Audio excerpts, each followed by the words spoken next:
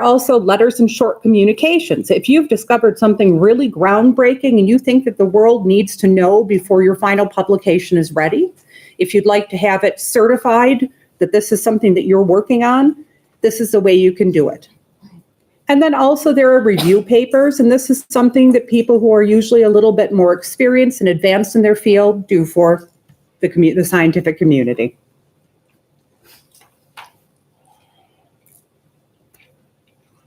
There are also new kinds of manuscripts.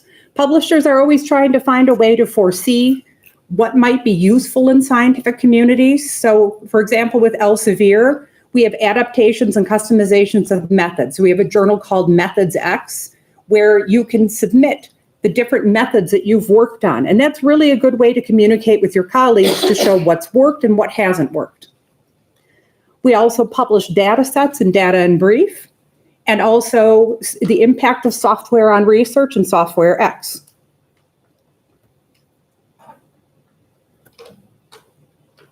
So preparing your manuscript. You're going to want to look at the journal homepage of the publisher, so example, elsevier.com, and look to the guide for authors for any journal you're submitting to. You start with this always, and it's going to save you a lot of time. We go to the general structure of a research article.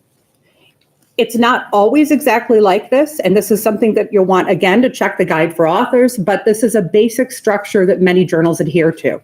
So you have the top part, which is title, abstract, keywords, the meat of the paper, which is introduction, methods, result, and discussion, and then the summary of the paper, which is your conclusion, acknowledgements, references, and supporting materials.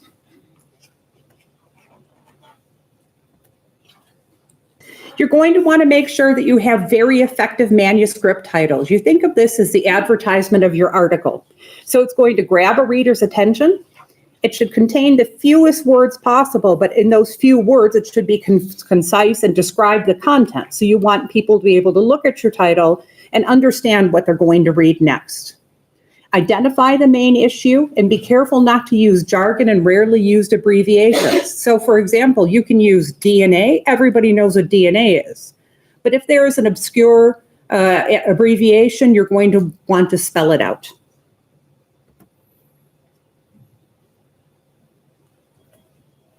So then we have keywords. Keywords are the labels of your manuscript. And I always share a story with this. I have editors that sometimes have trouble getting peer reviewers. And in very, very big journals, editors need to have the best keywords possible to find peer reviewers. They don't have a community big enough to send out just to the editorial board. So what they would usually do is they would copy your keywords and paste it into a tool that we use to help them find peer reviewers. If your keywords aren't good, they're not going to find the appropriate people to review your manuscript. What we found to be very successful is going back to the authors and saying, look, we have had this out to 40 different people for review. Everybody says, no, could you give me better keywords? But it goes deeper than that. So keywords are used by abstracting and indexing databases. So let's say your very, very good paper gets published with very bad keywords or very simplified keywords that don't really match the content. It's not going to be very searchable for the scientific community. So these keywords should be specific and, again, only use established abbreviations like DNA. And it shows here an article title out of one of my journals and a very nice set of keywords that go with it, just as an example.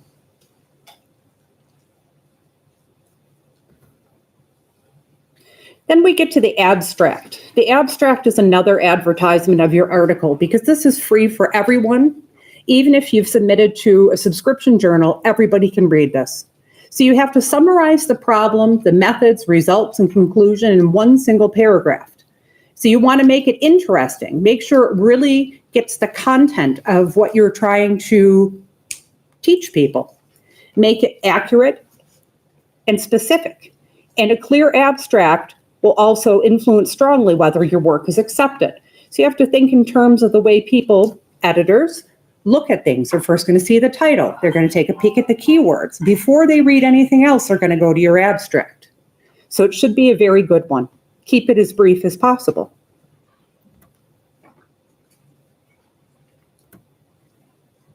So the process of writing, there are different ways to write. This is the way that is often recommended, is building your article from the bottom up. So you start out and you've done your research and you have data and you're going to be creating your figures and your tables. And this is a very good place to start. Building up from there, you would then write your methods. How did you get that data? Your results, what happened? The discussion, what does it mean?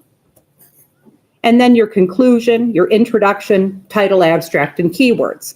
And this is what a lot of researchers consider to be the most logical way to write a paper. And of course, it works differently for different people. So this is just a recommendation. In the introduction, this is where you provide a brief context for readers. So what you're going to say here is why. Why are you trying to solve a problem? What is the problem? What do you want to solve? Is it something local to your community? It is something local to an engineering problem, to some kind of a disease? What is it that you're trying to do? You want to identify the solution and the limitations. And talking about limitations are also very important because people need to know what limitations you were working within. Talk about what your work was trying to achieve. So what is it that you set out and intended to do when you started your research and when you entered the lab? Provide a perspective consistent with the nature of the journal. Oh, and this is very important, make sure to write a unique introduction for every article. So there are some times when you do research that more than one article will come out of that research. And although it might make sense for you to copy and paste, don't do that because it will be looked at as plagiarism. You go to your methods. Very important here that you're describing how it was studied, but what you're trying to do is you're trying to show somebody else the recipe for how you did what you did. So there's a lot of problems with people being able to repeat research. And one of the issues are very poor method sections. So you not only want to tell them exactly what you did, you tell them exactly what equipment and materials you used, right down to model numbers, manufacturer names, give all the details you possibly can. And I really think it helps to think of it as a recipe for someone else who wants to duplicate your work. And in this part, don't describe previously published procedures. Only talk about what you did, your methods. This is also where you're going to mention the ethics committee approval. So this is only going to be eligible or something for, I think, the biomedical journals, but it's the experiments on humans or animals have to follow local standards. You have to have approval from your local ethics committee, and it should be talked about in the manuscript, in the covering letter, and also in the notes on the online submission system. And editors will make their own decisions on the ethics. So they're quite aware and quite keen to look deeply into that. And they also recognize that different countries have different standards. Excuse me. So you get to your results. In your results, you're only going to talk about the data that's really of primary importance. When you write this out, use subheadings and try to follow the logical construction of your methods. So you did this and you had this result. Make sure that it's clear and easy to understand. Highlight the main findings, but also feature your unexpected findings. When there's been a surprise, something you really didn't see coming, make sure that that's highlighted clearly. Provide a statistical analysis and include your illustrations and figures in this section. In your discussion, this is where you talk about what you've done and you interpret. What do you think happened and why do you think it happened? People say this is the most important section because this is where you really sum up everything that you've done. You think about why you've done the research you've done and what was your end result, and then talk about it. Make the discussion correspond to the results and complement them. So when you say, I found result A, discuss result A. Result B, discuss result B. This is a place where you're also going to compare other published work to your own. This is where you talk about what's done in the past, what other researchers have done, what makes yours different, bringing the science farther. Be careful not to use the following statements that go beyond what the results can support. This is not the place to really go off into a fantasy about it, what it might mean for the future. Don't use non-specific expressions. Don't introduce new terms here that haven't already been used in your paper. And don't speculate. This is really just keeping it to the facts. So in your conclusion, this is what I can see as the counterpoint or the counterpart to your introduction. You're going to provide the justification for your work. In your introduction, you talked about why did I do this? What was happening in my community or in this area or in this disease or with this engineering problem that I wanted to solve? Did I do that? Have I advanced things? And then you also want to suggest future experiments. This is where you tell other researchers, look, I've done all of this, but really what needs to be done is a larger sample size, a larger group, maybe doing it a little bit differently. And so you're handing them the recipe and your methods, and you're giving them advice on what to do next.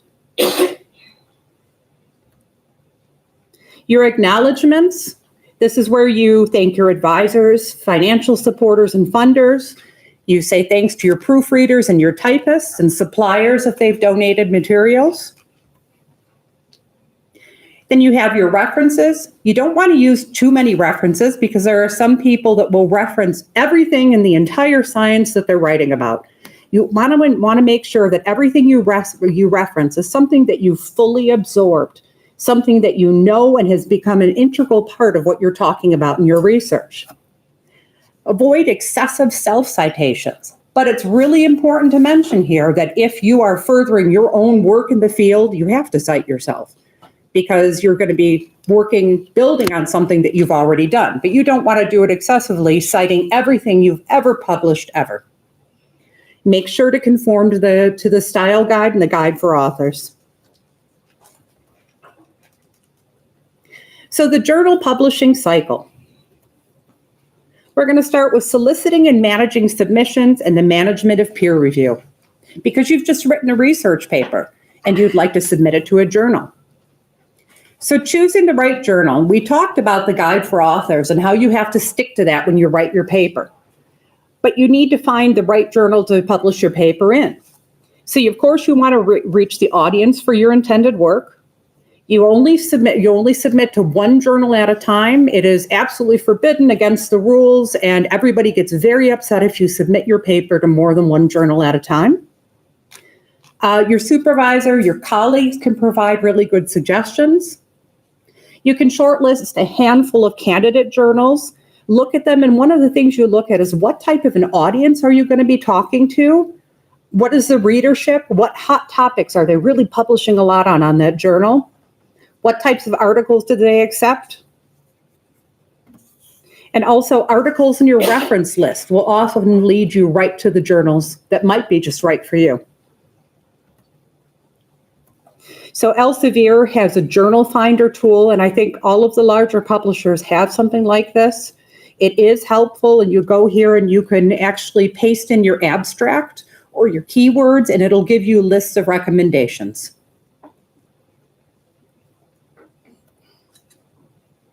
So this is a good point to talk about the impact factor.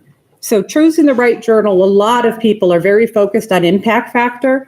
It's a problem in science now. It's a problem for people in universities because there's a lot of misunderstandings about the impact factor.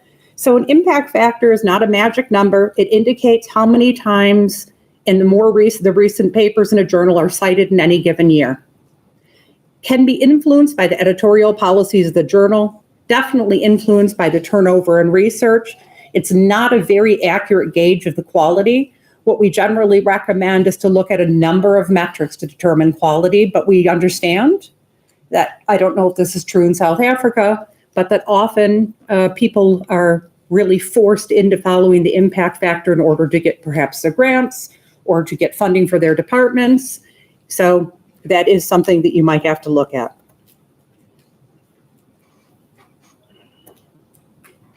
So what is peer review? Peer review is developed by Henry Oldenburg. I told you I'd mentioned him several times today. It helps to determine the quality, validity, significance, and originality of the research. So when I mentioned that he invented all of this, I have to tell you the story of how Oldenburg invented peer review.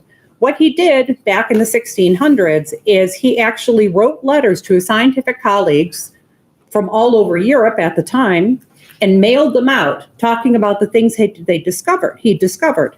And they would write back to him with suggestions for improvement and different things he can do. And this started our entire system of peer review that we know today.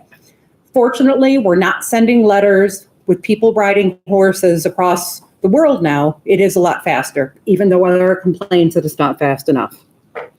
So it helps to improve the quality of papers. It also helps the researchers, because I think even for a paper that's ultimately rejected as not being right for a journal, if you've received a good peer review from a very good reviewer, it's going to improve your work for wherever you submit your paper next.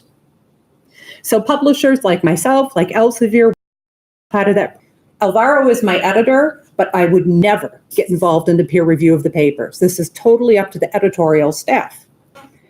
We just facilitate the process with our online reviewing system. We also provide tools to try to help everyone.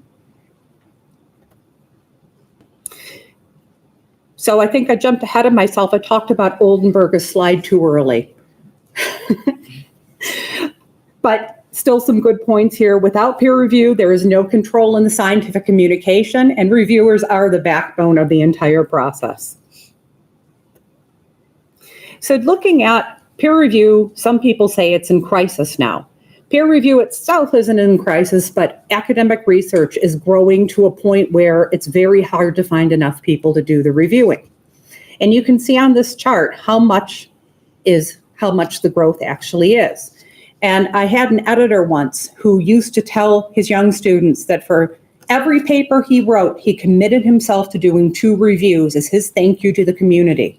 And I really think that as researchers, everyone has a responsibility, but there's something important here to know too. If you're interested in editorial work and you're a young and very enthusiastic peer reviewer, you could really get the editor's attention at this point, and he or she would see that you're enthusiastic, and you could work your way up into an editorial board or to an editorship by getting involved in the science. So why do reviewers review? There's a value of mentoring young researchers. There's enjoyment in reviewing. You have a general interest in the area, and you also are aware of new research developments before your peers. It's career development. It helps with your own research and gives you new ideas. And as I mentioned before, association with journals and with editors. So roles and tasks of the reviewer, it's based on trust. The scientific publishing enterprise depends on you should always think that you are helping someone to move their research forward. Sometimes there have been very unfriendly peer reviewers, and if you ever receive a review like that, know that that was just not a very nice person, because this is something where the scientific community is trying to help each other. Reviewers should always treat all manuscripts in the same manner. This is just a quick look at the online peer review systems.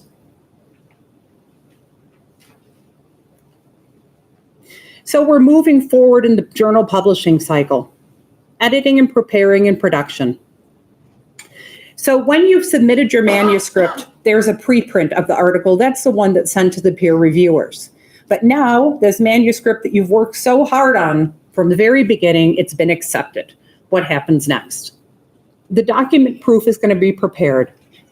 This is something that I like to tell people. All publishers now, their typesetters are completely automated.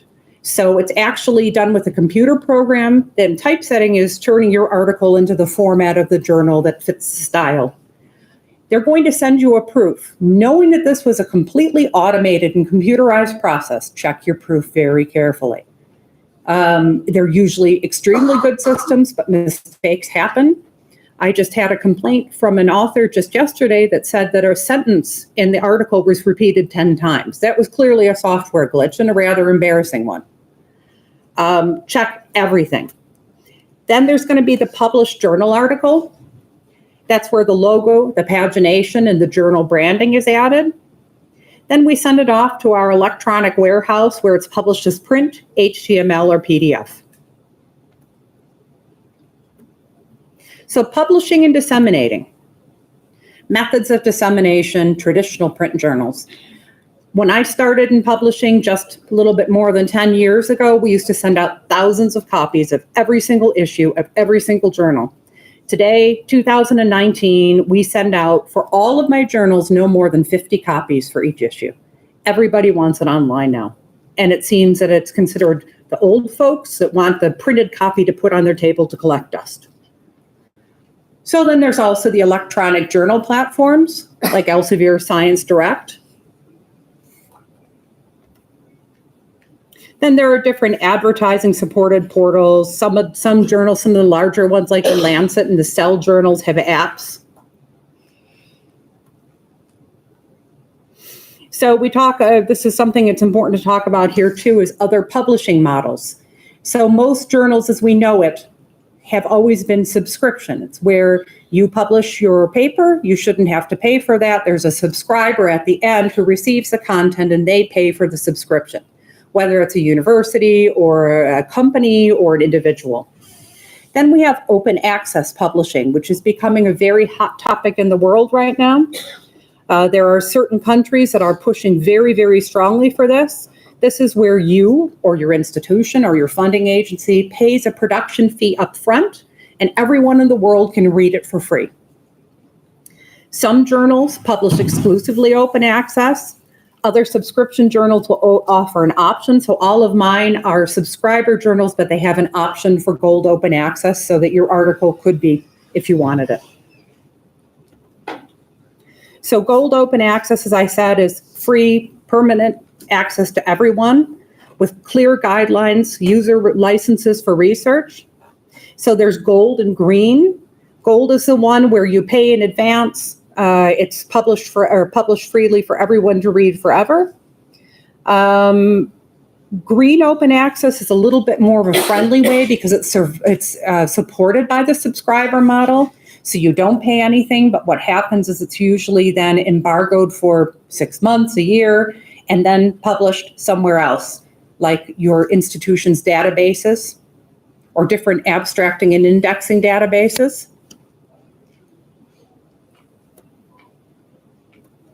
And then archiving and promotion of use. So how is your work going to be promoted? So from our side, we go to conferences. Sometimes there are newsletters, alerts. We subscribe to abstracting and indexing databases where your research is sent. There are also workflows and research tool examples, So we have geofacets for assisting oil and gas exploration, patient research, clinical pharmacology. So your paper gets shown in many different ways to the world. But you want to make sure that your research can get the attention it deserves. Research is growing so fast. Nobody could ever read it all. It's a challenge to keep up with the literature. You have to make sure that your paper doesn't fall through the cracks. You can write a lay summary.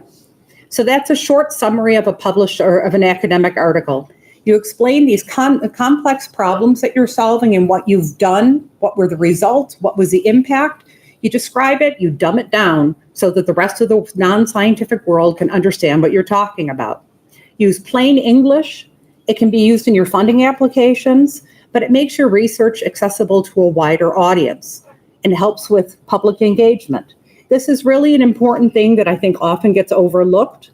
As I tell people all the time, I have pharmacology and pharmaceutical journals. I am not a pharmacologist. So it really, really helps me to see a lay summary so that I understand the research that's being submitted. It's something you can submit with your journal or with your article to the journal. It's something that if I saw it, for example, as a publisher and really interesting research was coming through with a lay summary, I'd probably tweet it out. I'd ask my marketing manager to send something out about it. Without that, it's really kept within your scientific community. So preservation and archiving, this is something that all publishers do. We partner with organizations. Elsevier partners with the National Library of the Netherlands, Portico and Clocks. This means that if there was a terrible apocalyptic catastrophe and all the Elsevier offices were just destroyed into dust and all of our servers blew up, it would still be out there. Your research would not be lost. So here we go to a section on using proper scientific language, and let me take a sip of water here. One thing that I see in South Africa, English is fantastic here. Really, really, everyone I've met speaks beautiful English. But I also recognize that for many people here, it is a second language. No matter how good you are at speaking English, it really helps as a second language to have some tips and guidelines on how to best present your work. And writing is not an easy thing, even in your first language, unless you happen to be, really poetic or something. But this is just some basic tips, and I apologize in advance if some of it is simplified, but I just want to make sure the points get across, and I hope that it's helpful to everyone. So why is language important? Poor language can delay or block the publication of work. And it can, because really if someone doesn't grasp what you're trying to say, it doesn't matter how good your research is. If they can't understand it, it doesn't matter. So do publishers correct language? We do not, but there are tools available. Every single publisher, or large publisher anyway, will have resources and tools available to help you. So your language should be clear, objective, accurate, and concise. And you should read the guide for authors to check for any additional information, although this is usually very basic things like use British English or use American English, or it's not usually very specified in the guide for authors. Sentences here are important. So you can get carried away with the sentence and write a very long sentence with a couple of commas, and it just goes on and on and on. It's actually very hard for somebody to read. You want to write short, direct, and factual sentences, one piece of information per sentence. So try not to make compound sentences with multiple statements. This makes it really more readable to anybody.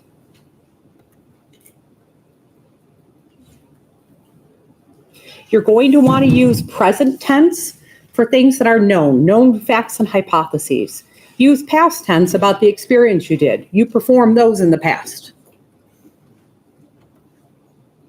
With grammar, you use active voice to shorten sentences. You avoid contractions and abbreviations. This is really quite formal writing. This isn't like writing to your friend an email.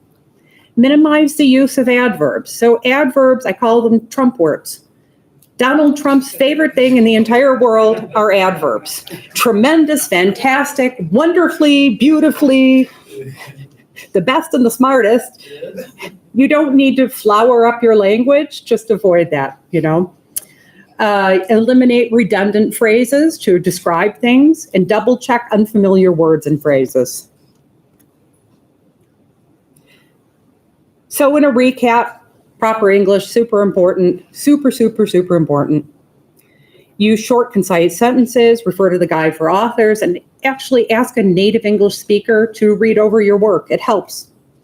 And many people are very willing to do that, especially in scientific communities.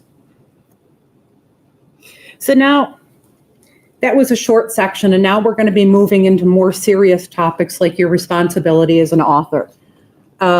This is something that I face all the time in my work, are authorship disputes and problems with how authors are displayed,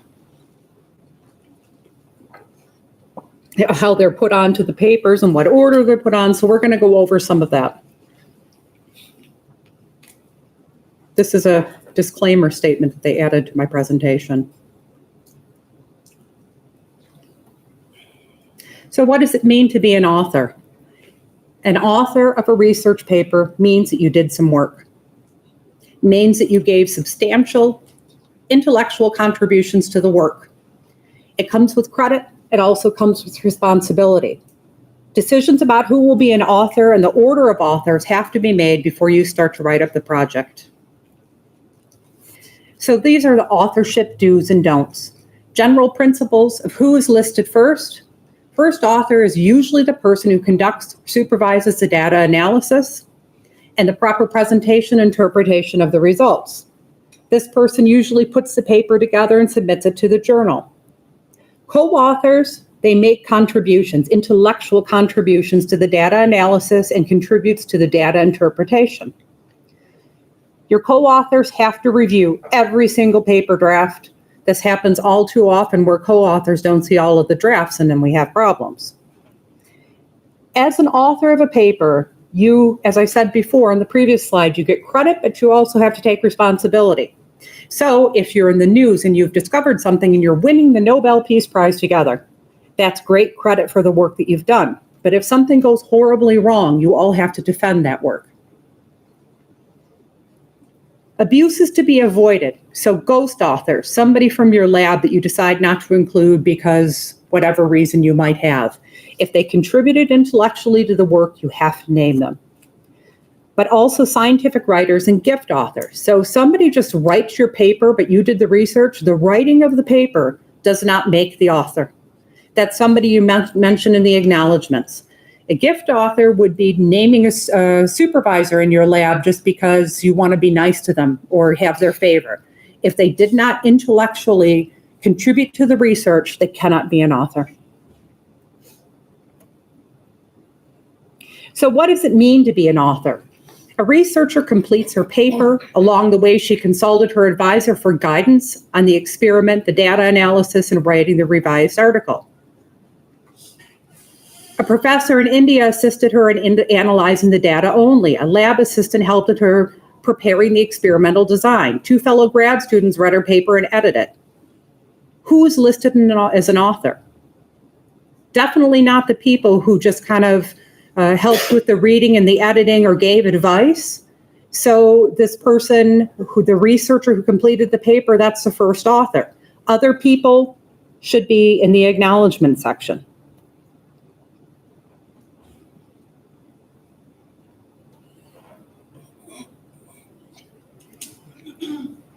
So this is a contributor statement example. This is to talk about who contributed to the journal. Now we have an author name, but then you have down here the contributions. These doctors were involved in the study design and inception. These were involved in the subject recruitment, the data collection, statistical analysis. All were involved in manuscript preparation and analysis and revision. So that's a way that you can give credit to everybody and talk about what they've actually done. Authorship disputes happen all the time because these things aren't done properly.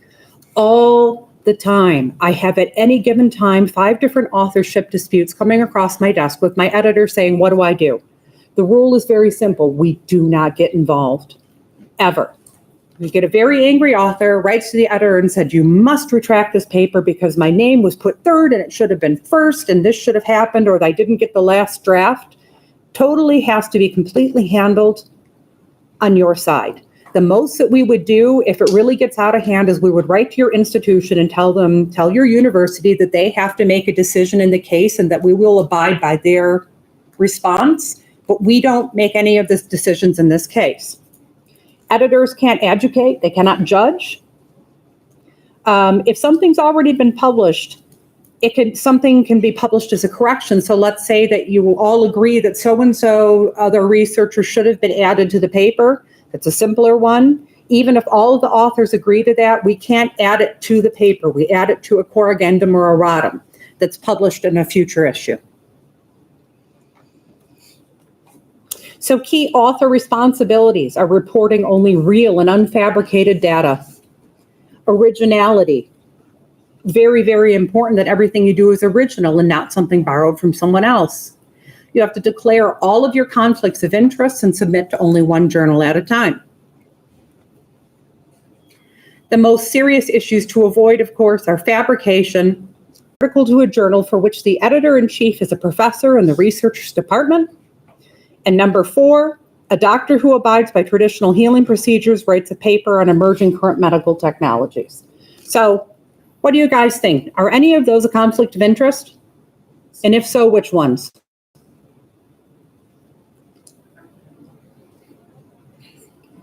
I see 1 and 2, 1, 3. Okay. They're all potential conflicts of interest. So direct financial. So your employment, Stock ownership, grants, and patents can be conflicts of interest.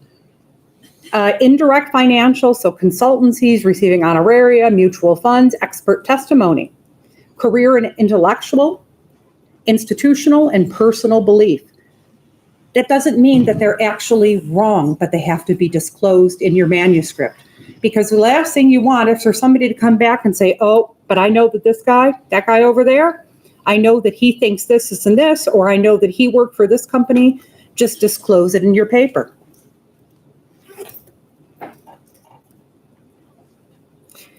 These are all present potential conflicts. A researcher is ready to submit her paper and decides to submit to Science, Nature, and Cell at the same time. The first scenario is never acceptable. You can't submit to several journals. And I see that the text is overwritten on the screen, and it kind of is on mine as well. Sorry about that. I had a formatting issue. But the second one, he had his paper rejected by Science and decides to submit it to Nature. Failing that, he plans to submit it to Cell. Failing that, he plans to submit to each journal in his discipline until he's accepted. The second scenario, it is acceptable. But authors should heed the advice of referees and editors concerning improvements. Pay attention to what the editors and the peer reviewers tell you. Pay attention to what the messages are, what you can strengthen. Don't take it personally. Take it as an invitation to go back into your lab and work on things. It's going to take time sometimes, and that's okay. So multiple redundant or concurrent publication issues. They should always be avoided where manuscripts that describe essentially the same research are published in more than one journal or primary publication. An author should avoid submitting a previously published paper for consideration in another journal. Duplication of the same paper in multiple journals of different languages should be avoided. And then soliciting. That is creating several publications from the same research, not technically completely wrong, technically leave it up to the editors, but it's very much discouraged because it's usually something used as a ploy by researchers to try to get more citations or to fill their, they're under pressure to submit more papers. So it's basically different iterations of the same research. Plagiarism. Dun, dun, dun. So plagiarism is taking somebody else's idea, processes, results, or words. A lot of people think, we learn early in school that you shouldn't copy something that's already been written. You have to write something for yourself, but it's also stealing of people's ideas, stealing somebody else's work and saying that you did it. Plagiarism is presenting the data or interpretations of others without crediting them and thereby gaining for yourself rewards. So what can be plagiarized? Words, ideas, findings, writings, graphics, programs, diagrams, it goes on and on and on. Anything that somebody has created can be plagiarized. So unethical behavior by researchers degrades the scientific record and the reputation of science and medicine.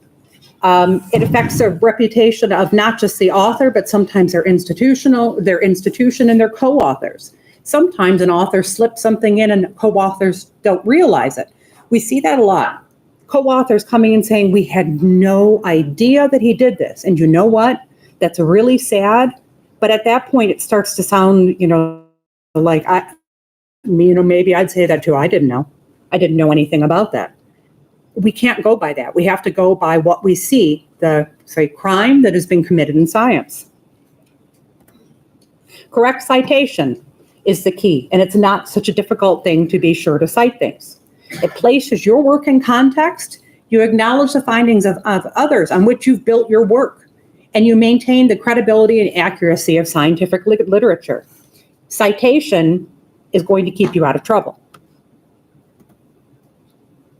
So here's another question and answer session. A researcher noticed a paragraph in a previously published article that would be suitable as the materials and methods in his article. Researcher decides to copy that paragraph into his paper without quotation marks or attribution. Has the researcher violated something? Yes, indeed. You can't reuse somebody else's text. I mean, you can in short bursts, but then you use quotation marks and you cite it.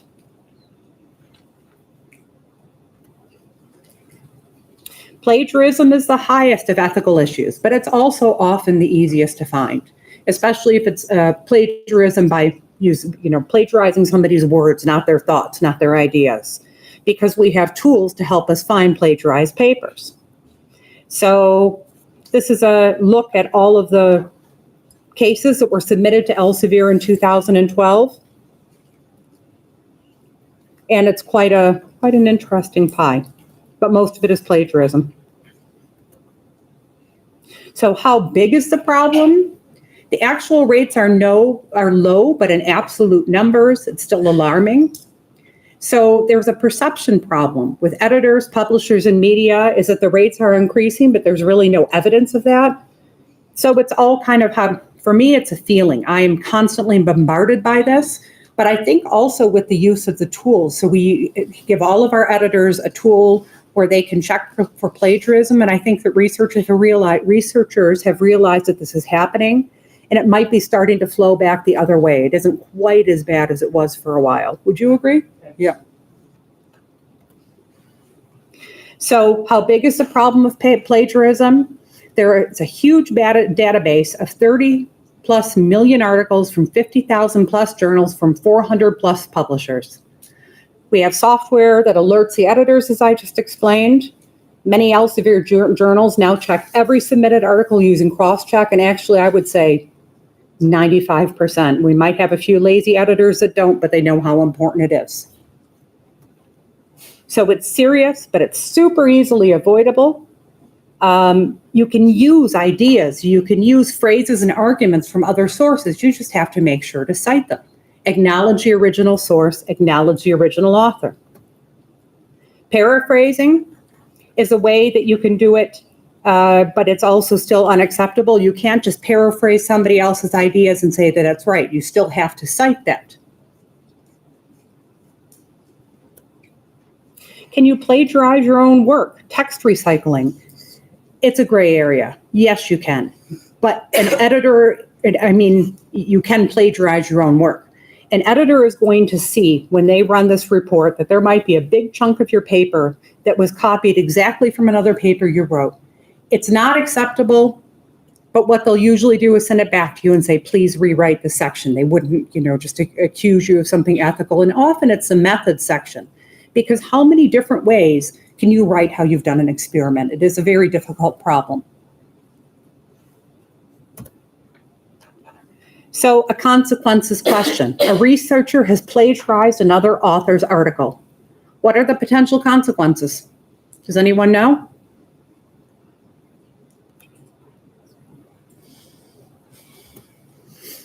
So it can be very severe. It can be, well, first, there's written letters of concern and reprimand. Article retractions, they stay on your record forever.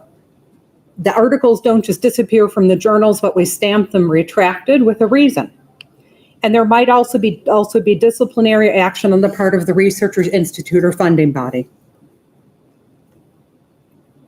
So as a recap, when in doubt, cite. Cite everything, just cite. Never cut and paste. If you suspect a problem, report it, and make sure to take responsibility for your own work. So I've come to the end of the presentation. I'm going to take another glass of water, and then I'm going to explain, or another drink of water, and I'm going to explain this slide, because my mouth has become extremely dry. So you've all attended this workshop. You can get a copy of the PDF so that you could look at it in your own time, or of the presentation. It's a PDF. You go to this website, you enter the claim code, create an account. You can fill in the survey. I think you don't have to, but you can, and download your certificate.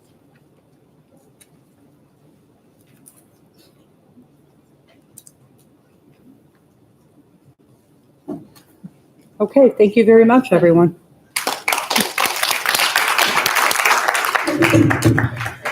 Thank you, Anna Marie, for those really valuable tips and advice on firstly preparing the manuscripts, but also for giving us some idea of the huge machinery that's involved behind this whole process of publishing. I'm going to open the floor for some questions now. I just want to say up front, of course, we are all from very different disciplines. And what Anna Marie mentioned here, we see, if you look at something like authorship, to generalize, there are different ways in which, mindful to the fact that there are different ways in which different researchers and disciplines deal with certain of these aspects. Sorry, I saw a hand. Where was it? Yes, please.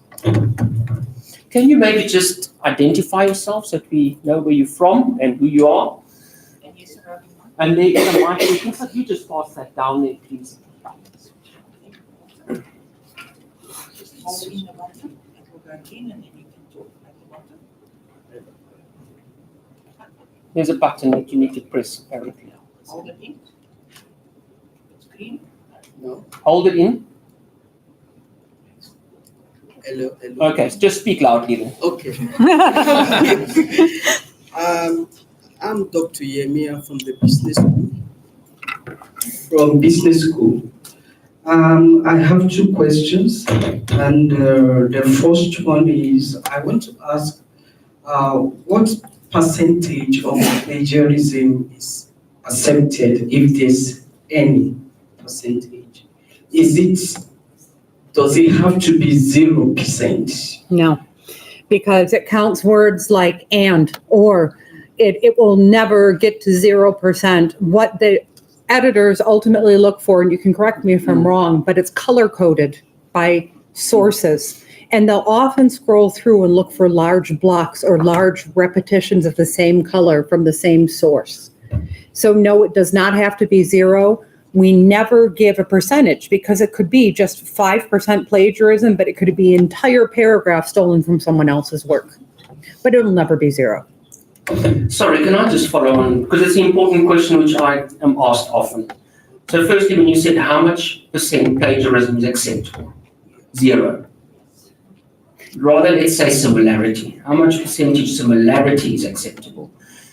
So we have to look at, we get these reports. So if you submit to a publisher such as Elsevier, they use cross-check. I don't know if you know how cross-check works, but it uploads your document to everything that's out there. And it looks for matches, and then it will color code. So for example, if you are working on tuberculosis, and of course in your introduction you want to give an introduction on tuberculosis, its prevalence in the world, you want to give some statistics, you want to, you want to set the scene. And you go and take it out of Wikipedia, which happens very often, and you just dump it there. Cross-check's going to pick it up, and it will flag that this comes from Wikipedia, and you didn't reference it. That is blatant plagiarism. And Marie remarked on that, and we find this especially in science, and I would imagine the same applies in engineering. The materials and methods, if 30% of the similarity, I don't use the word plagiarism, please note, I use the word similarity. If there's 30% similarity with previously published methods, especially for your own methods, I disregard. Really, I turn a blind eye. I'm being totally honest, because actually, it's fantastic that we've got standardized methods. It's great, especially in science. So if everybody's using the same method, that means our science is reproducible. So please, I'm happy that there's a similarity. Absolutely. But so this is why you need a trained eye. And that is why we have managing editors and we have other associate editors that really look critically at this. It's not only, and we get this question often, and that's why your question is relevant. Okay, so the similarity is 40%, is that good or bad? We need to go and look really inside, drill down deeper into the manuscript. And then if you look at something like reviews versus experimental papers, if you're writing reviews, we expect that the similarity would be a bit higher. But you also then, you need to reference, and I like the one bullet that said, when in doubt, cite. If you cite, there's no ways that you are going to be accused of plagiarism. And that's the same thing I would say for the materials and methods, though. They find that it picks it up, but it should be cited. Okay. Are there any other questions? I've got two questions. Oh, two. Okay. The second one is you mentioned something about using one research or one study to produce like 2-3 papers. I want to ask a question on that because at times the supervisors, they tell the students to, after completion of studies, to produce like 2-3 papers from the thesis.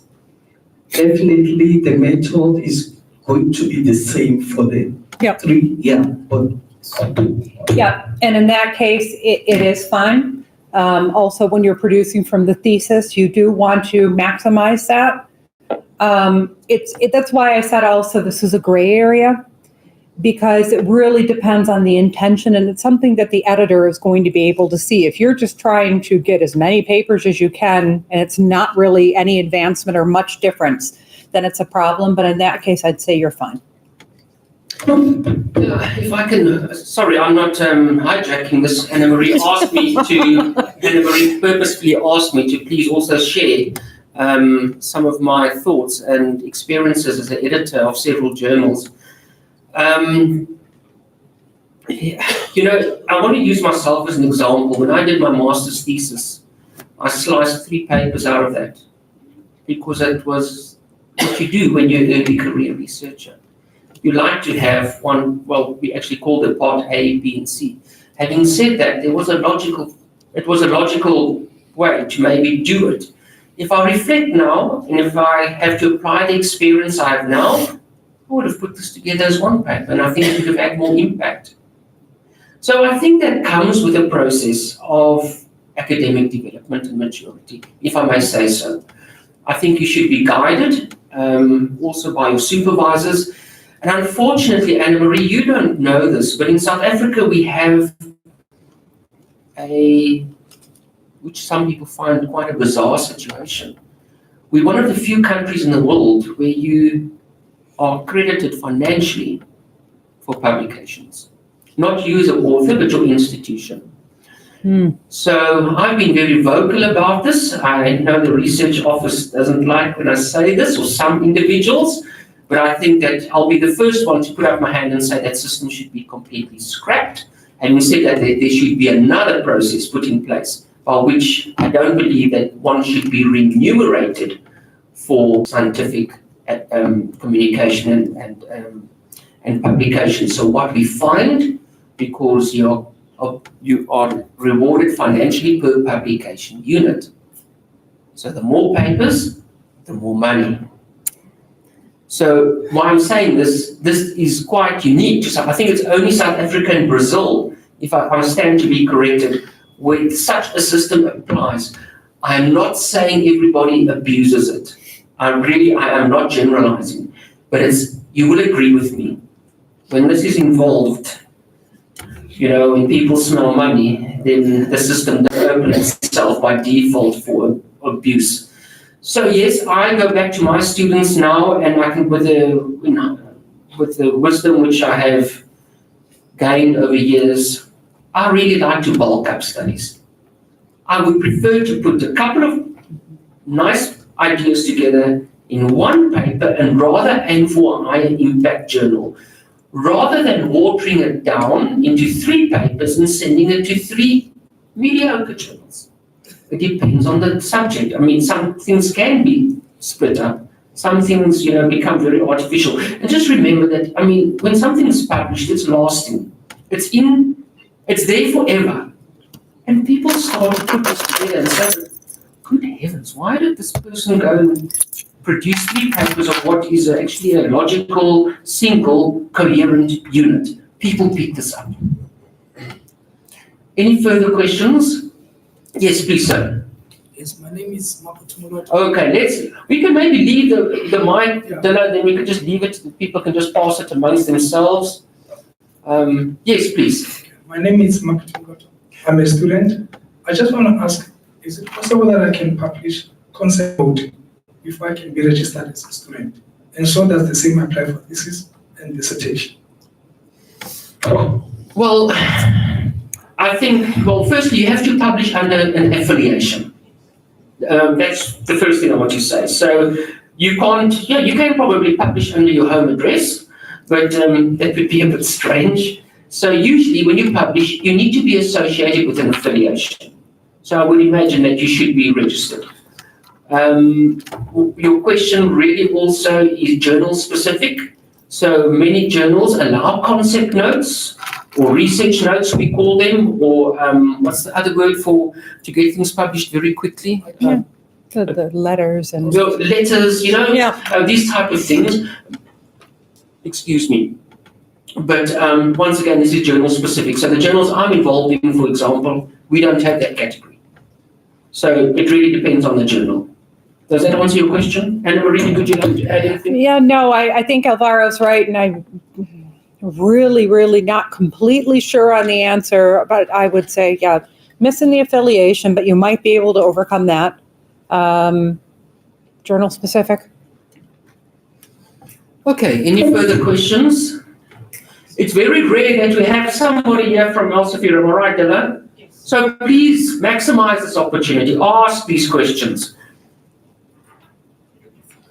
Thanks, Prof. My name is Kiabu from Student Development and Support. My question is pertaining to the issue of the use of language in the world of research. Maybe professors in the front they would assist. Why do we use language so much as an emphasis to discredit the research findings?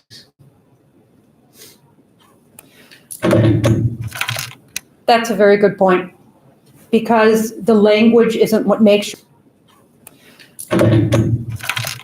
That's a very good point, because the language isn't what makes your research. Your research is a science, whichever science that you're in. It's an issue of readability. It's an issue of making it interesting.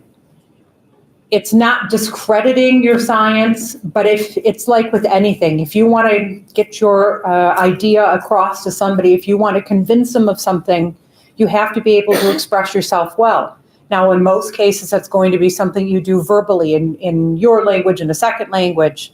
But in terms of scientific writing, it has to be written and it has to be in the language of the journal. So it's not to discredit your work, but it's more of a tool for making it interesting, something that people pay attention to. That's a very deep question, though.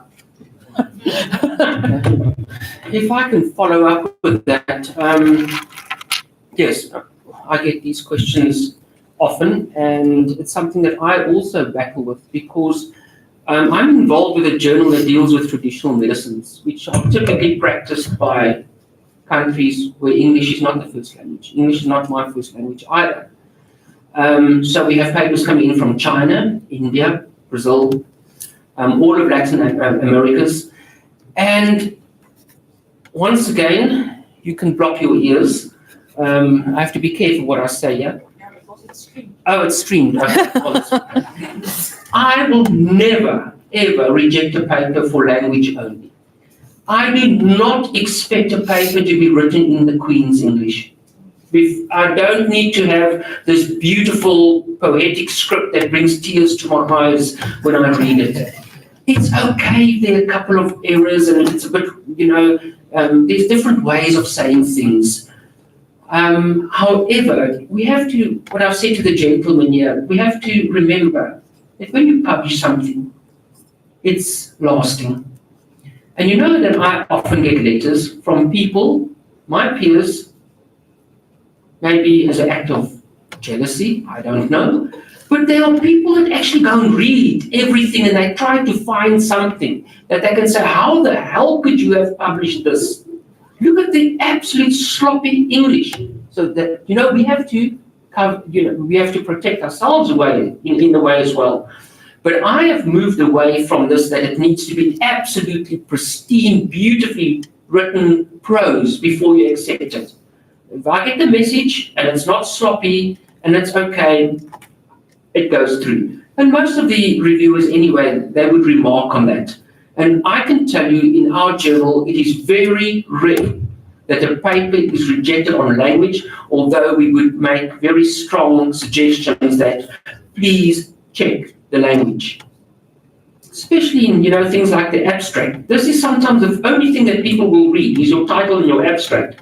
And if your abstract is riddled with errors and grammar and language that doesn't make sense, it doesn't create a good impression, number one. Secondly, it really doesn't inspire the reader to actually go and look at your paper further, which is what you really want to avoid.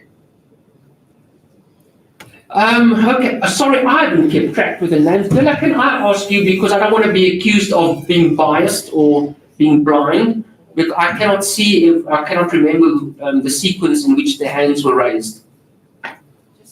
Okay, so we're going to have the gentleman there in the orange, then William's hand has been up, then we've got Over here, then this is one. Alan at the back. Okay, let's stop there. Please, sir. Okay, thank you very much for the opportunity. My name is Dr. Asaron Trango, postdoctoral research fellow from Humanities. Mine is very short. Obviously, as a postdoc, we are given the list of journals to pick up for publication, and we are discouraged for going to predatory journals. So I thought this could be a good opportunity for Concurrent just to further elaborate on what is predatory journal, so that we then begin to understand as we journey forward in this space. Thank you.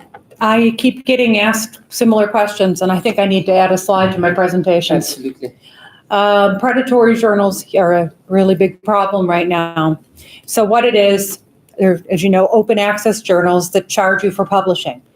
A non-predatory open access journal is a journal that will not charge you until after your paper is accepted and has a normal peer review process. Predatory journals normally will ask for the money up front, or they'll accept your paper in 48 hours, or a very short, ridiculously short time period, which we know is not possible for a legitimate peer review and processing of a paper. But they know how to game the system a little bit. So you're going to want to search, and this is why I wish I had a slide, because there are websites that name predatory journals, shame and name. Generally, if a journal is with an honest publisher, whether it's Elsevier, Springer, Taylor and Francis, Wiley, Hindawi, these are legitimate journals. So look it up. I will add this to future presentations and make sure that it's with a legitimate publisher. Yeah, people, I just want to add on that, and maybe you also want to say something from the side of the research office. I, for one, get about 20 emails a day from publishers asking me to publish my work with them. And firstly, if you don't recognize this publisher, as Anna Marie says, you know who the big and who the legitimate names are in the game. And they usually say, please publish with us, this is what we can do for you, and this is how much you have to pay. Unfortunately, if you submit your paper to those journals, you'll often see that the peer review that comes from that is extremely sloppy. And you get your paper published easily, no pain, and it goes through. And that's really not what peer review is about. And, one thing that you have to also be, we have a list in South Africa, and I think it's available on your website, of journals which are accredited with the Department of Education. And I think before you really publish in these journals, just go and make sure that the journal that you're publishing in is, and this relates to a question you received at the other workshop, which I wanted to still share with you. We have a list of accredited journals in South Africa released by the Department of Higher Education. So, I would imagine that the predatory journals have been deleted from that list and they're not present. Unfortunately, not always, because the Department of Higher Education and Training is not the owner of all the databases. So that process happens at the database owners. So every now and then there would be one or two that slip in, even in a reputable database. Unfortunately, we've learned that as well, but it's fewer and far that should to move away from these lists that the Department of Higher Education and Training has approved. But if all your names are on the tenants register, I will personally send you the index of the 6 approved indexes that you has approved. But if all your names are on the tenants register, I will personally send you the index of the 6 approved indexes that you can use for 2019, just to make sure that you've got the correct ones. Great. William, sorry, did that answer your question, sir? Thank you. Okay, 2 things. One is bittersweet. I'll start with a sweet. What happens when you have a patent and you want to, while you're still busy with the publication and you want to share it with? You will have to repeat this. If you have a patent, what happens in terms of you protecting, some parts of the patent to be not, to be disseminated whilst you're writing or something? And let's say you want to publish a concept note, but in there you also want to highlight that this maybe 3 or 4 lines mentioning about that there's a patent or some lines of some innovation, but it's not yet reaching the market.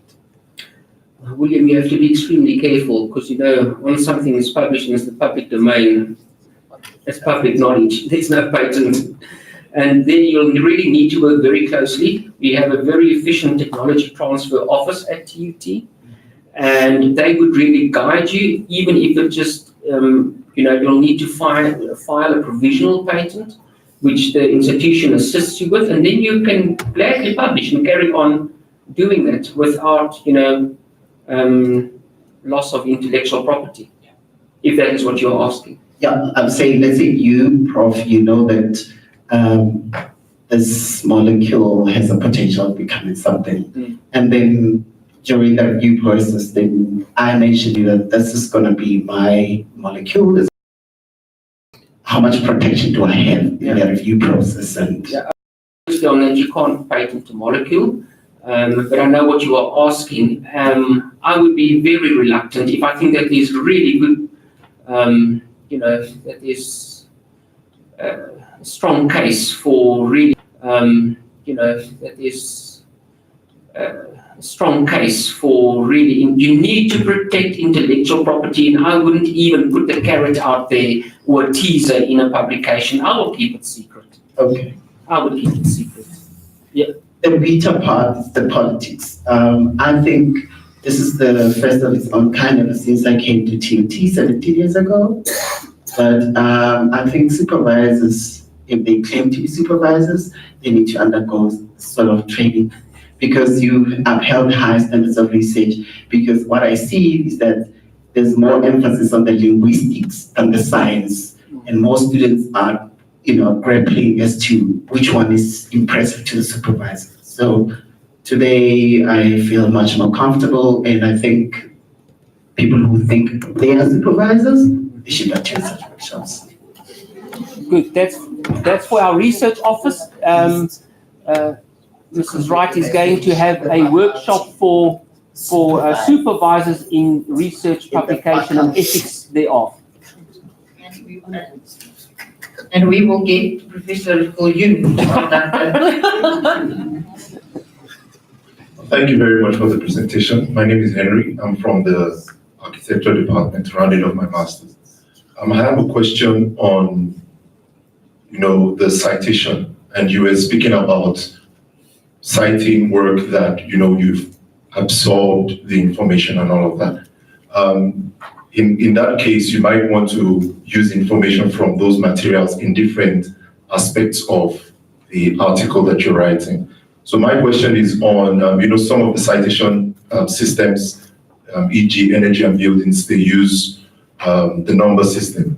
And, it's a very logical thing, the way it's presented. Yeah. So what approach do you advise in that sense? Because now if I have something that was cited as number 4, and I'm probably using some information again much later, that's going to come, maybe you have 50, and then you have 4 again, and it looks like it just throws the thing off.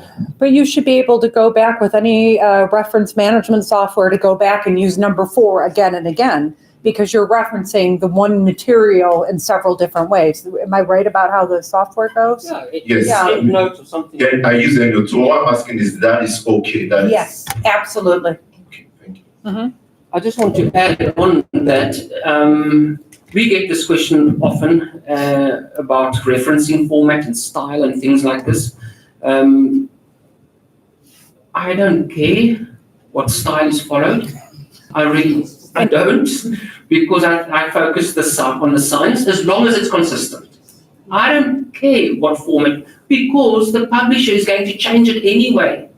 Elsevier has actually got a concept which I hated when I started, but now I've embraced it. He did. Because I wrote it, really, I said it's part of the student training. Now, so just getting ahead of myself, they've got a concept, my paper, my way.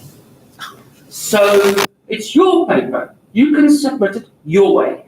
So in other words, what we often find is that people submit their paper to Journal X. They've got a different way of writing the references. Now they send it to us. Now it takes them a day and a half to get all the references right. Why focus on that? The software is going to do it anyway. The typesetters are responsible for that. So at our journal, we don't acutely focus on referencing format. I don't care as long as it's as long as it's consistent, because this is a typesetting job. That's, and please don't tell your supervisors, because this should not apply to your thesis. Because I mean, it's got to be nicely done, consistent in a thesis, and I put a lot of emphasis on that because that's often what examiners hone in on is referencing. Yes, it's important, but I think in academic publishing, there are other things that are more important. But just be consistent and do it nicely. Yeah. My name is Dr. Shobhan Patru. I am from Business School and I'm a postdoctoral researcher. Sorry, which department? Business School. Business School, yes. Yeah. Actually, I think 2 weeks ago there was a news that Elsevier is going to investigate the inflated citation by the reviewers. That one paper come to reviewer, and reviewer insisted author to cite his or her own article. Yeah.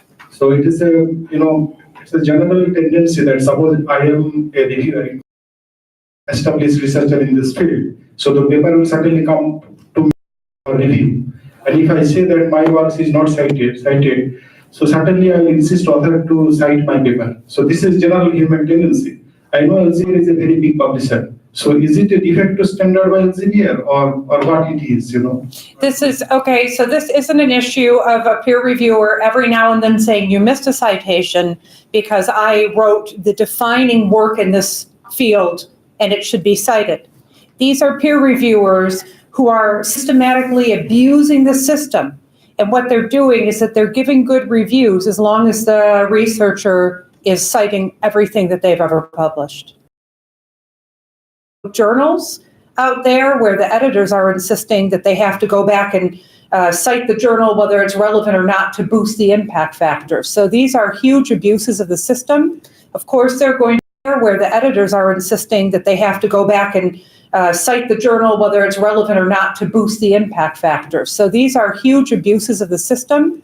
Of course, there are going to be gray zones, but there's nothing wrong with telling a reviewer they should have cited your well-established work, just not everything you ever wrote. But how you will investigate, how you will judge that this is relevant or not? There is millions of articles. I do believe they go with, they start with leads and then they use our analytics databases to find the repeat offenders. And they'll be looking for high volume. They won't be looking for something that happens every now and then. Colleagues, this is becoming increasingly important, and the problem is this whole thing about citations. Citations influence impact factors of journals, and they influence your age factor. And unfortunately, people are chasing these factors and indices, and they were created for good reason, but they're everything which they were not intended for. So, Anna-Marie, and I just want to talk broadly about this whole thing about citations. We often get papers where the authors excessively cite themselves, almost half of the papers in the references in the entire paper is their own work. Now, if you've been working your whole life on coming back to tuberculosis, and you have looking at natural molecules used to treat tuberculosis, and you've developed the assays, and of course, you're going to cite yourself. Instead of giving your whole method again, you're going to cite your previous paper. That makes logical sense. But please be aware that people are becoming really wary of people inflating their own citations. I want to give, and Manuscript asked me specifically to mention some examples because I've been in this publishing game for almost 15 years now. I was asked to review a paper recently, and this is the nice thing, so that when you review a paper and it gets sent back to the authors, you get to see other people's reviews as well, and your own, which I find extremely educational to see. But was I a bit harsh? Did I miss something? Am I completely off the mark here? So it's really valuable, I find, that you can learn from other reviewers' comments. And I saw that, with that comes the editor's comments, if he wants to add something. And the editor of this journal listed 8 publications which are mandatory to be cited in the resubmission. And when I went and looked at those 8 publications that were listed, they were all published in the journal of which he is the editor. Mm-hmm. And that to me is absolutely disgraceful because it's clear-cut. How can it be? How can that be the common denominator? Is the journal that he's the editor or she the editor of chief in? So unfortunately, these things do happen. But I can tell you that reviewers are really, they become extremely acute to try and look for these things. And it's unfortunate that this type of misconduct has really infiltrated. It's very subtly done, but it's really infiltrated the publication space, and I don't think it does much good. Are there any other questions? Alan, your hand has been, let's give Alan, are there any other questions? Alan, your hand has been, let's give Alan a chance. Okay, we'll get to you, Alan. Thanks for your patience. Good afternoon. My name is Nabella Maringa. I'm from Department of Horticulture. My question is very simple, or rather very short. It's about intellectual contributions. So my question basically statistical analysis. So basically in my study, I only record raw data and I take it to the statistician. So my question is, do I put the statistician in the publication as an author? I would say no. I'd say you acknowledge them. But Alvaro. Yeah, I agree with you. TUT provides the service of a statistician. That is, I assume it's a TUT statistician that you used. If a new, and I've been in such a situation where I worked with a statistician who didn't apply routine methods. He had to develop or edit a specific algorithm which to reanalyze my data, which really was quite interesting from a statistical point of view. And I felt it appropriate to include him as an author.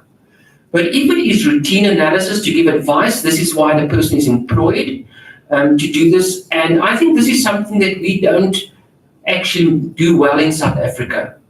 We don't know when to include somebody as an author and when to acknowledge them. And I think a lot of authors in this country are included who should really have been acknowledged. I've seen this so often. I always compare to a movie cast. If you think of going to the movies and you see there's a lead actor, there's a supporting actor, there's many people acting that would be, not that we're busy with entertainment, I mean, publication is a serious business, huh? But if you sit at the end of the movie and you watch all these titles that run at the end, the movie would have been impossible without these hundreds and hundreds of people that are mentioned in the end. But they're acknowledged. They're not lead actors or supporting actors. And that's one thing that you have to, and it's very difficult. When has somebody made an intellectual contribution? When has somebody provided a service? And my advice to my colleagues and also to my students who I've trained, sort this out up front. Sit everybody around a table and say, who's going to be authors on this table, so that there's no surprises. And nobody is hurt in the process. And it doesn't become personal, because once this paper is published and certain names are added as a surprise to some people, or they're omitted as a surprise to some people, then these are colleagues you're going to be working with for a long time. You don't want to work like that. You don't. And if somebody has contributed, I'm very vocal about this, just include them as an author, but they need to apply to the cardinal rules of publishing, which Anna Marie showed. You need to make a contribution.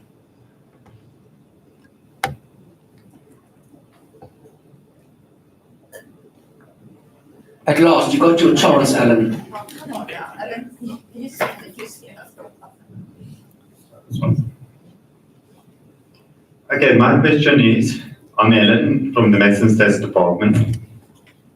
The question is, I saw on the slide you had the gold and the green open access listed there. Yes. Now, it might involve Dilla to even give some answers on that one, how the TUT is involved in terms of supporting maybe perhaps the green open access initiative as well.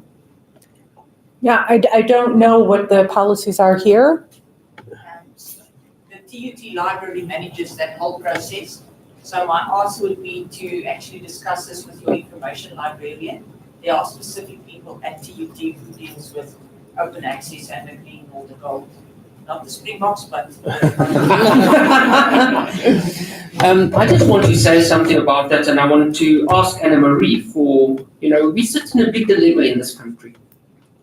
I get money from research agencies. Say, for example, I get money from the South African Medical Research Council to do research.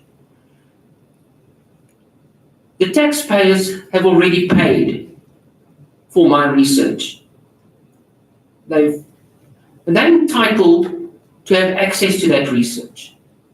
In order for them to have access to that research, I need to publish it open access, or else it's only available to the select few academics or people who have access to Science Direct or whatever.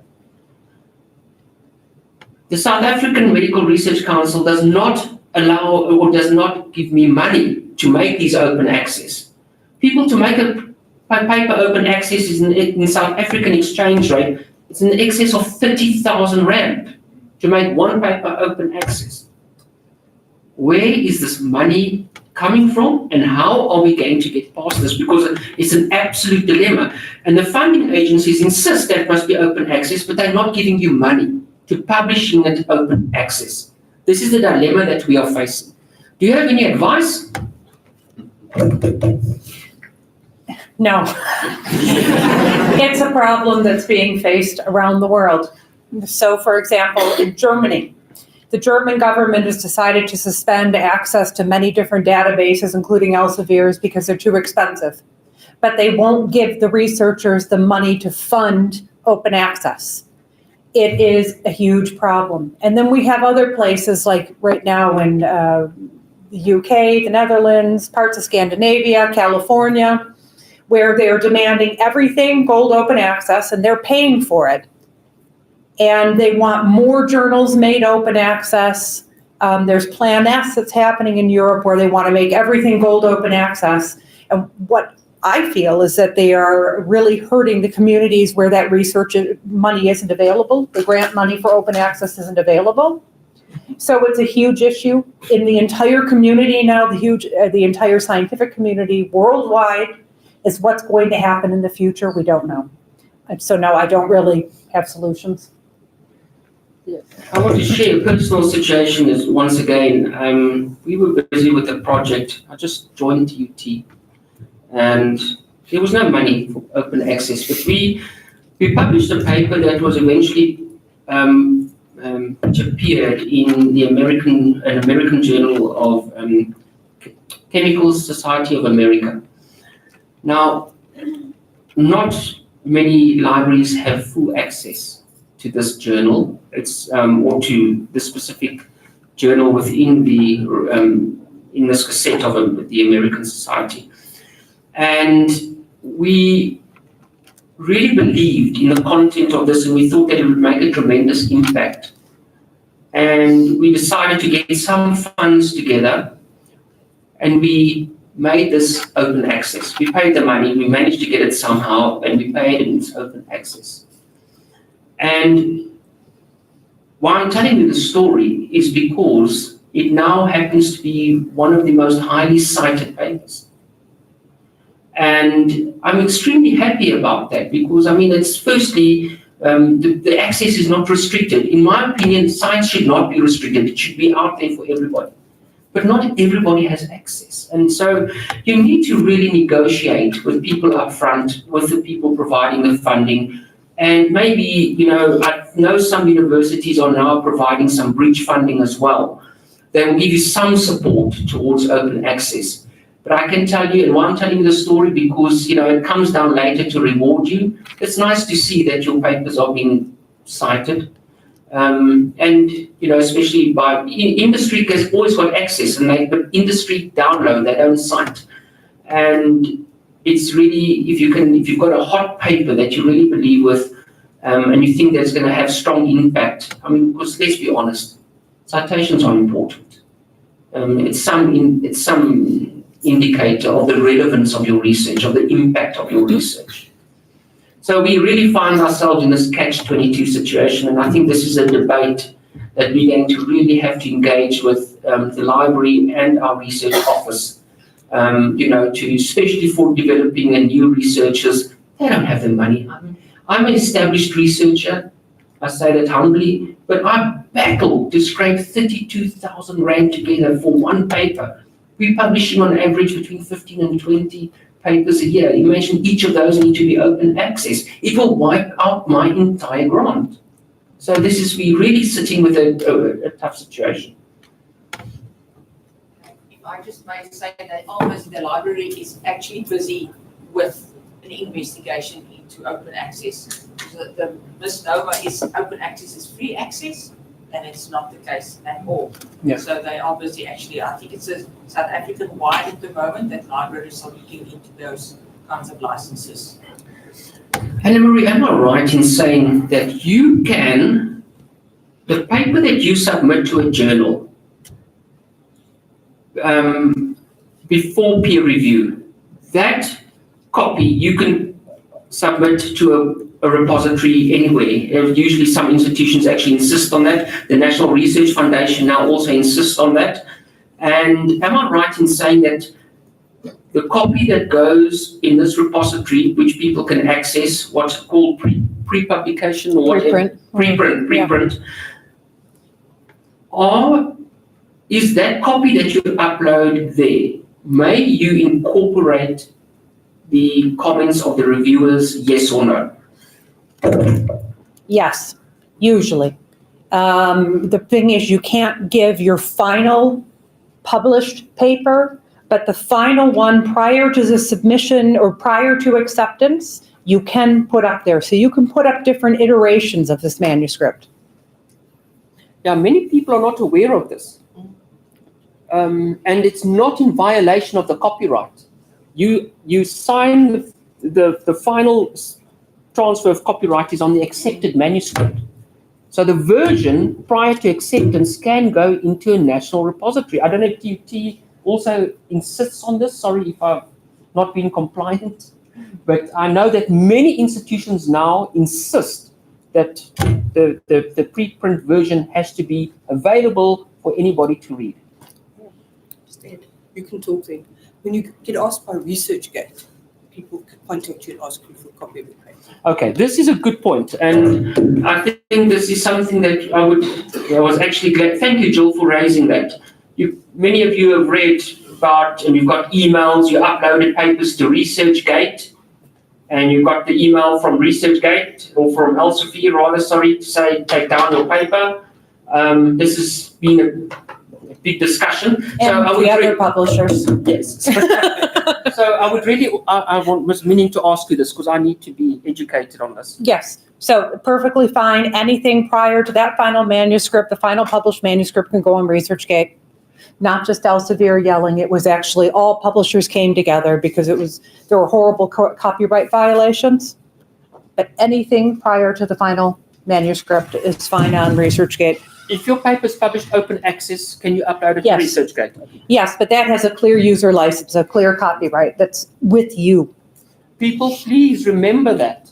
I find it in my own group and people that I'm working with. You cannot upload your final accepted PDF of your paper to ResearchGate.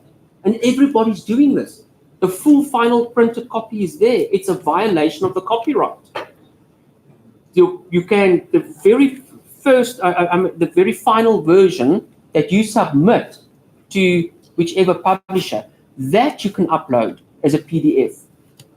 But not the final PDF with final bibliographic details. That is really in violation of the copyright which you, and I would really encourage you, you only need to do it once if you publish it with one publisher. You need to really go and read what you are actually signing. Everybody just clicks the bullets and you go and you sign the agreement. You have to take, you just do it once and then see really what you are agreeing to there. It is an agreement. We'll take one last question if there is. We have the wall until 12:30. So if there's any further questions. Nothing? Anna-Marie, please would allow me to thank you once again. I have found this extremely interesting and benefited once again to listen to you, and thank you for sharing your wisdom and your knowledge with us. And thank you for coming from Amsterdam to Africa to come share with all of us your experience in publishing. Thank you. Thank you, Alvaro, and thank you, everyone.